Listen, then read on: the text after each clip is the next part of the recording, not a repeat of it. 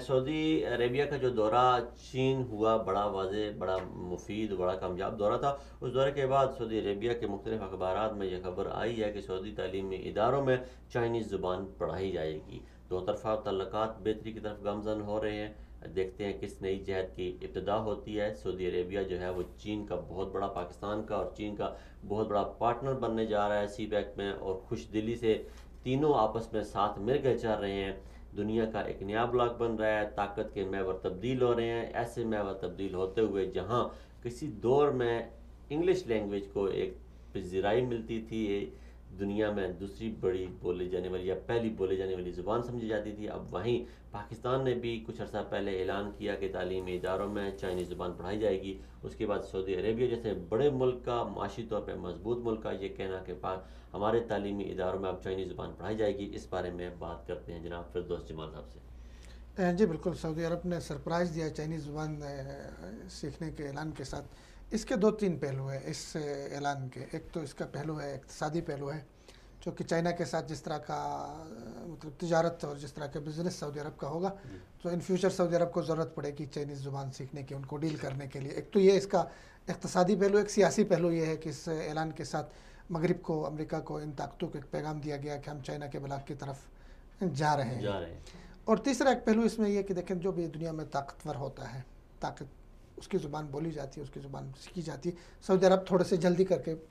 دور اندیشی دکھائی سعودی عرب نے اس معاملے میں، تو اعلان کر دیا اور پریکٹیکلی شروع بھی ہو چکا ہے سعودی عرب میں، اور ایسی کلپس سوشل میڈیا پہ آ رہی ہیں۔ دیکھیے میں نے عبید الرحمان شفیق صاحب، آپ کیا سمجھتے ہیں کہ جیسے ولی عہد کے ویژن 2030 کو بڑائی قدر کی نگاہ سے دنیا دیکھتی ہے،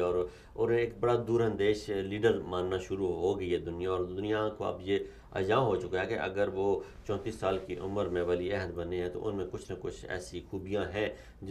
جو وہ اس منصب پر فائز ہوئے، اس منصب تک پہنچے، تو انہوں نے، ان کا یہ ویژن میں ہے، اور مختلف لینگویج اور دنیا اب مختلف طریقے سے اپنی قوم کو آگے لے کے جانا چاہتے ہیں۔ آج سعودی عربیہ نے امریکہ میں اپنی پہلی خاتون سفیر کا بھی ان کو بھی نامزد کیا۔ تو کیا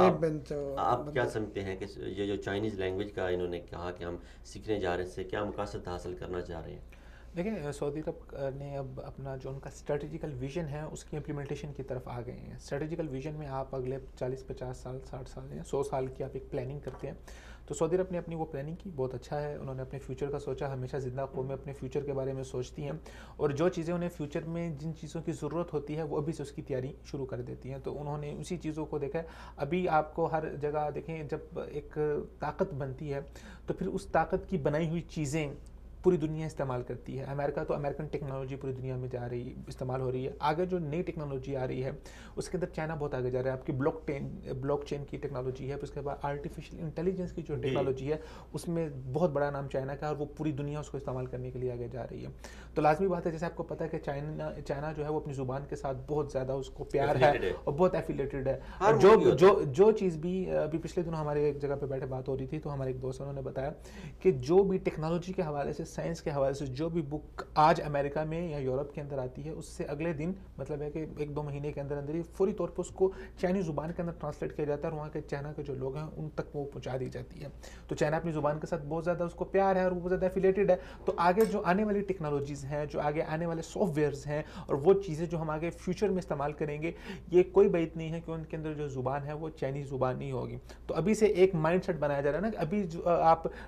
جب چائنیز زبان لے کے آئیں گے تو بہت کم لوگ ہیں جو سیکھیں گے، اور ابھی صرف وہی لوگ سیکھیں گے جن کو ضرورت ہوگی، جن کا چائنی ڈیلیگیشن کے ساتھ آنا جانا ہوگا۔ لازمی طور پہ کیا ہوتا ہے کہ چائنی ڈیلیگیشن جہاں پہ بھی جاتا ہے ان کے ساتھ ایک جو مترجم ہوتا ہے جو بیچ میں آپس میں، چاہے وہ پاکستان میں بھی ہیں تو وہاں پر بھی بہت کم چائنیز ہے جن کو انگلش آتی ہے۔ تو آگے ان فیوچر کے اندر اگر سعودی عرب اپنے آپ کو مین سٹریم کے اندر رکھنا چاہتا ہے، اگر پاکستان اپنے آپ کو مین سٹریم میں رکھنا چاہتا ہے، دنیا کا کوئی بھی ملک اپنے آپ کو اگر وہ لیڈر دیکھ رہا ہے اپنے آپ کو، یا اپنے آپ کو ایک اہم حصہ دیکھ رہا ہے فیوچر کا، تو ظاہری بات ہے جو فیوچر میں جو چیزیں استعمال ہوں گی ان کے بارے میں جاننا، ان کے بارے میں آگاہی حاصل کرنا ابھی سے بہت زیادہ ضروری ہے، اور وہ اس کے اوپر آ گئے ہیں۔ چائنیز کی زبان کی بات سے، پیار سے وہ جو اپنی زبان سے کرتے ہیں، اس بارے میں جناب عبید الرحمان شفیق صاحب بات کر رہے تھے، تو جب آپ ان کی ہسٹری پڑھیں، موضوع تنگ جو تھے، انہیں اگر کوئی لطیفہ سنایا جائے انگلش میں تو وہ ہنستے نہیں تھے، یا کسی اور زبان میں وہ ہنستے نہیں جب تک وہ چائنیز میں نہ سنایا جائے۔ دنیا کی جو عظیم قومیں ہوتی ہیں وہ اپنے